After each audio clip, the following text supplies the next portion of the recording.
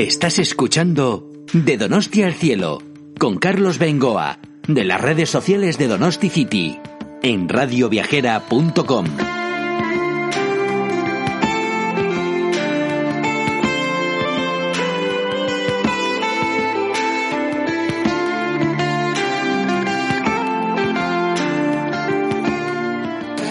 Hola, ¿qué tal, amigos de Radio Viajera, amigos de Donosti City? En nuestro podcast estamos una vez más de Donosti al Cielo para trasladaros cosas de nuestra tierra. En esta oportunidad nos vamos a marchar a las montañas colindantes del Goierri y del Alto Urola. Vamos a ir a un pueblo pequeñito, encantador, en pleno monte, como es Ezkio. Guarda uno de los tesoros para mí más bonitos, más dignos de una visita, como es un caserío antiguo, un lagar muy antiguo, donde en su tiempo se elaboraba la sidra. Se ha convertido ahora en museo. Hace unas visitas guiadas fantásticas para conocer la vida del caserío, todos los objetos, cuartos, aperos, cómo se hacía la sidra. En fin, yo creo que es una delicia que conozcáis el Museo Igartubeiti de Ezkio. Así que vamos a hablar de él en los próximos minutos. Esquicha Ugarteburu, muy buenas. Hola, Chaldeón. Encantadísimo de que estemos aquí. Además, está el museo en pleno Valle de Santa Lucía, ¿no? Sí, eso es. Encantadas también de acogeros hoy aquí. Qué pena lo de Santa Lucía. Pues sí. De hecho, además, bueno, la historia dice que comenzó aquí y luego, bueno, pues por circunstancias, pues la llevaron ahí. Lagar del siglo XVI, ¿no? Este caserío que vamos a ir hablando poquito a poquito. Escenario, por cierto, de la película Dancha. Sí, Igartubeiti es un caserío del siglo XVI, de 1530. Como bien ha señalado, es un caserío lagar. Entonces, bueno, es un caserío que tiene una máquina impresionante en el desván que se utilizaba pues para elaborar sidra, bueno, pues en octubre y así pues tener sidra para el resto del año. Y bueno, como has dicho, es del siglo XVI, hemos dicho, pero bueno, en el siglo XVII, bueno, lo ampliaron por los cuatro costados el caserío, con la llegada del maíz. Entonces, lo que se muestra en el caserío hoy en día se ve cómo vivían en el siglo XVI y también en el siglo XVII. Coincidí precisamente no hace mucho en su Museo Urmara con el escultor Koldo Jauregui, que es, a su vez, allí mismo me enteré, el director artístico de la película Dancha. O sea que conoce bien el caserío. ¿Dónde se grabaron esas escenas, como curiosidad? Sí, se grabaron en el entorno del lagar, en el desván. Y bueno, junto con Danza también se ha grabado parte de la película Andía, que se muestra un poco el espacio que he comentado antes de la ampliación del caserío del siglo XVII, pues con la llegada del maíz, pues ahí se reunía la familia a desgranar el maíz por la tarde-noche y bueno, se ven esas escenas en Andía también. Recuerdo que vine aquí vamos a decirlo así, fatídico 12 de marzo, voy a hacer un reportaje, me lo pasé fenomenal, la verdad es que es una belleza el sitio, el entorno también, que es, bueno, tienes la sensación total de estar pues en un entorno rural, pastoril, habitual en estos caseríos. Y ya el 13, pues poco menos que cerrabais cara al público el museo en la antevíspera de una fiesta que organizabais también de barricote, ¿no? O sea que no es solo caserío, no es solo museo, sino que hacéis también muchas actividades. Sí, bueno, pues el barricote que has comentado, bueno, lo celebramos en marzo. Se elabora la sidra en octubre. ¿Aquí mismo lo hacéis? Sí, en el caserío se pone en marcha durante una semana. Entre semana, pues vienen grupos de escolares, euskalteguis, jubilados, y al fin de semana, pues se reúnen más familias. Y bueno, se pone en marcha el lagar, se prensa la manzana y bueno, pues se deja fermentar, que ahora mismo está fermentándose el zumo que elaboramos en octubre. Y ya en marzo, pues lo podemos degustar y bueno, se hace una pequeña fiesta. Siempre hubo un momento en el que en marzo celebrábamos dos actividades, que uno era el Día de la Mujer y otro segundo, pues el barricote que hablamos. Entonces decidimos, bueno, pues para un mes a lo mejor dos actividades, un sábado diferente, pues que igual era demasiado. Y lo que hemos hecho estos últimos años es aunar un poco el tema de la temática de la mujer en el entorno rural y el barricote y la degustación de sidra. Todo llegará, sin duda alguna, y aquí estaremos para reflejarlo. Es caserío que conserva la estructura del caserío antiguo tal cual. Vamos, no sé si falta algo que se haya hecho nuevo, que hayáis tirado. Bueno, la Diputación adquirió el caserío en los años 90. Entonces lo que hizo fue desmontar pieza a pieza todo el caserío. La fachada que da hacia el sur está bastante estropeada. Empezaron por ahí. Y bueno, el lagar había desaparecido. Únicamente se conservaban los pilares originales que sustentan una viga de 9 metros, que es la que prensa la manzana. Entonces lo que se hizo fue desmontarlo pieza por pieza, aprovechar al máximo la madera y volverlo a construir el caserío, ¿no? Y bueno, sí, se intentó restaurar al máximo con la madera de aquella época y la verdad es que es muy fiel la restauración, todo el mundo nos lo comenta y felicita a la Diputación por esta obra, ¿no? Que ya llevaba tiempo pues en labores de investigación, de mantenimiento de los caseríos, de la arquitectura del caserío en concreto y bueno, pues se hizo así y la verdad es que merece mucho la pena y sí que se hizo la reconstrucción del lagar porque bueno, pues Diputación tenía muy claro que quería ponerlo en marcha una vez al año, mostrar cómo se elaboraba sidra en aquella época y bueno, pues se hizo así. Sí, es una belleza. Yo creo que no falta un solo detalle, vamos, están ahí los platitos en la mesa, el fuego y tal, las camitas, en algunos casos hay que ver, madre mía, yo no sé en aquellos años cómo se calentaban, por cierto. Pues difícilmente, sí. Oye, háblame un poco del entorno en el que se encuentra el caserío, que está en ladera sur, para empezar, que eso obviamente tiene su importancia, en las laderas del Monte Quisquicha, por cierto, ¿no? Sí, bueno, estamos situados en Ezquío, subiendo hacia lo que es el barrio de Ezquío, el municipio, y bueno, y abajo está Santa Luzi, que es otro entorno, ¿no? del municipio, porque es un municipio muy diseminado, que tiene muchos lugares diferentes, ¿no?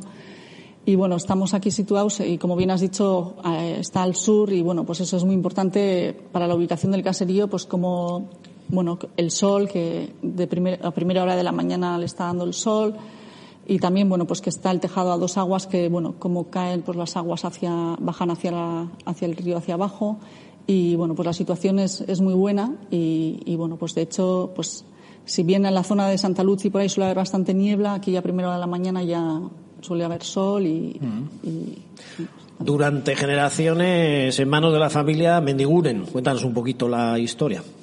Sí, bueno, pues la familia Mendiguren vivió aquí hasta los años 90 y bueno, pues fue la madre la que sugirió unos cambios en el caserío porque ella era de Tolosa, entonces estaba acostumbrada a vivir en otro tipo de edificios y conocía también, porque había estado sirviendo en una casa tipo señorial y entonces, se encontró con lo que tenía en el caserío, que era un caserío que no se había hecho ninguna reforma apenas y, fue poco la que, a través de ella, se colocó, un primer baño, que era simplemente un agujero, donde está ahora el usillo del lagar, ¿no?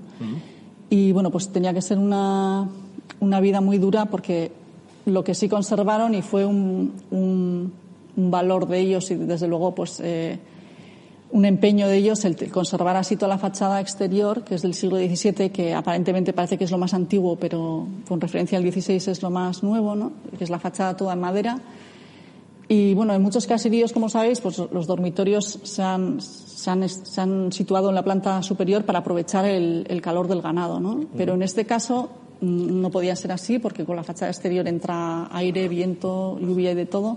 Entonces las habitaciones siempre las han tenido al lado de la cocina en un costado. Precisamente la primera habitación, se puede aprovechar del calor del fuego bajo, ¿no? Pero las otras dos están más en el interior y tenía que ser tenía que pasar unos inviernos durísimos, ¿no? ¿Cómo se estructuraban, organizaban, mejor dicho, a la hora de los trabajos? ¿Cuántos podían vivir ahí, en el caserío? ¿Solo la familia? ¿Normalmente cuántos hijos tenían en aquellos años? ¿Cómo organizaban el trabajo? Eran familias numerosas. Aparte de los abuelos, los padres, los hijos, vivían nietos. Podían ser, una docena de miembros o más, ¿no? Y siempre tenían algún morro y alguna persona que les ayudaba en las labores del campo. Entonces también le acogían, ¿no? Y lo que hacían eran muchos trabajos de ganadería. Todos estos terrenos donde nos encontramos ahora, que es el centro de interpretación, todos eran de la familia y en la zona, en la comarca de Urola-Garaya, la gente les conocía porque la familia vivió de los árboles frutales, vendían cerezas, melocotones, también hemos recuperado un poco el mimbre, que lo vendían luego a una empresa de Zumárraga. Entonces, bueno, pues elaboraban todas esas tareas. Y bueno, anteriormente a esta familia, pues sobre todo en el soportal del caserío, pues se hacían muchos trabajos. Pues nosotros ahora tenemos un telar en el interior, pero fuera en las columnas de la entrada del caserío, digamos, hay restos de unos agujeros que se supone que ahí tuvieron telar, donde las mujeres se reunían a trabajar el lino, que era un trabajo durísimo que hacían, porque bueno, es muy laborioso. Primero plantaban lino y antes de casarse, pues cada mujer tenía un terreno en el huerto que se dedicaba ahí a plantar el lino. Luego había que secarlo, llevarlo a los pozos de lino que eran específicamente para eso, secarlo. Y bueno, con eso luego elaboraban pues los tejidos, ¿no? Y todo el arreo antes de casarse, pues toda la dote la preparaban, ¿no? Y esos trabajos se hacían en el soportal, así como hemos hablado pues del maíz, pues el desgranar el maíz, bueno, pues muchísimas tareas. Fantástica descripción, te he dejado que hables y hables porque vamos, estabas metida ahí en el tema y me ha encantado, de verdad. Casi te iba a preguntar por un recorrido habitual, pues cuando entra el visitante, pero bueno, ya casi nos lo has descrito. En el centro de interpretación hay unos audiovisuales también muy bonitos en los que se recoge la vida, precisamente, en aquellos años, en los caseríos, pero incluso sonidos, creo recordar, ¿no? De voces de vecinos, ¿no? Sí, hay un audiovisual que, bueno, está, pues un investigador, historiador, pues se dedicó, cuando se abrió el centro de interpretación, que se abrió en 2007, a investigar un poco el tipo de sociedad de aquella época en un ezquío, ¿no? Entonces, bueno, pues hay personajes como el carbonero, el cura, el dueño de todas las tierras, que era el noble, digamos, y bueno, ellos van contando en primera persona si tenían relación con Igartubeitia o a qué se dedicaban, y bueno, se puede ver pues una muestra de cómo se vivía en aquella época. Y además, junto a ese audiovisual, pues hay otros en el que, bueno, se cuenta en resumidas cuentas, pues cómo surgieron estos caseríos vascos y cómo han evolucionado, bueno, justo hasta la llegada de la industrialización, en este caso, con la llegada del ferrocarril y todo eso. Y bueno, nuestra intención ahora es, en un futuro, si bien a través de las visitas guiadas que hacemos o las exposiciones que organizamos o de otras actividades, es bueno pues dar un poco una muestra de cómo está hoy la situación en el entorno rural o la actualidad, o sea, el hoy en día, digamos, pues sí. Bueno, pues eso ampliarlo a través de los audiovisuales o otro tipo de cosas aquí en el centro de interpretación. ¿Tenéis un huerto ecológico también? Sí, tenemos un huerto donde diferenciamos un poco los productos anteriores al siglo XVII, anteriores a la llegada del maíz, y bueno, otros que llegaron de América, ¿no? Pues como el maíz mismo, o la alubia, o la patata, pimiento, etcétera. ¿Queda alguna icastola de Guipúzcoa por venir? Bueno, alguna ya quedará, porque son muchas, pero bueno. Les encantará a los chavales ver esto, ¿no? ¿O qué suelen decir? Porque además los soléis tener por aquí amasando pan o haciendo cosas, ¿no? O pastas o no. Sí, suelen elaborar pastas y la verdad es que te digo porque bien. Cuando vine yo aquella vez, a mí el olor a dulce me atrae, como las moscas que al panal acuden, que suele decir a un panal de rica miel, 100.000 moscas acudieron, pues yo olía pasta y digo, algo hay aquí, ¿no? Sí, eso es. Los teníais a todos ahí, dale que dale. Sí, procuramos las actividades que llevamos a cabo, los talleres que organizamos con niños y las familias, que sean pues en torno al huerto o bueno, en torno al medio ambiente o más así. Y ya dentro en el caserío, ¿qué es lo que más les llama la atención? Pues bueno, siempre preguntan, pues, a ver si no había baño, cómo no había baño, y a ver, pues, cómo podían vivir ahí, que les parece imposible. Vamos. Y en esta camita dormían, ¿no? Eso es. O bien el suelo también, que siempre se quedan ahí como, ¿esto está seguro? ¿Me voy a caer? Sí. La chalaparta tocarán, me imagino. Sí. Tuvimos que retirarla ahora con esto, pero sí. Bueno, ¿qué futuro le queda? Porque en su momento también comenté que hoy en día parece como que vuelve lo vintage, lo antiguo. No sé si esto favorece o no, porque de unos años aquí, que prácticamente nos entraba en los caseríos, ahora tener la oportunidad de conocer de primera mano cómo es uno de ellos. ¿Notáis un crecimiento de curiosos que vienen al caserío? Sí, bueno, cada vez, gracias a la labor que hacéis vosotros y otros medios de comunicación y entre todos, pues yo creo que que se va difundiendo más y cada vez, se acercan más de Donosti. Yo creo que también el hecho de que se abriera la oficina allí, pues, de turismo, pues también ayuda a que, se mueva más por el interior y, poco a poco, yo creo que entre todos lo estamos consiguiendo. Bueno, tenéis una página web maravillosa en la que todo esto está contado con muchísimos más detalles, sobre todo los temas históricos, los propiamente arquitectónicos del caserío, pues para que quiera indagar, cómo se ponían las maderas aquí, o se hacían los pisos, etcétera, etcétera. igartubeitibaserria.eus, ¿no? Eso es. Será de las mejores webs que conozco a nivel de información. Muchas gracias, se agradece. Bueno, pues un placer auténtico, Quisquicha. Lo apuntamos, ya lo teníamos de hecho apuntado como una de las joyas a visitar de nuestra provincia y pues esperamos que todo vaya mejor en el futuro inmediato a poder ser. Eso esperamos, gracias.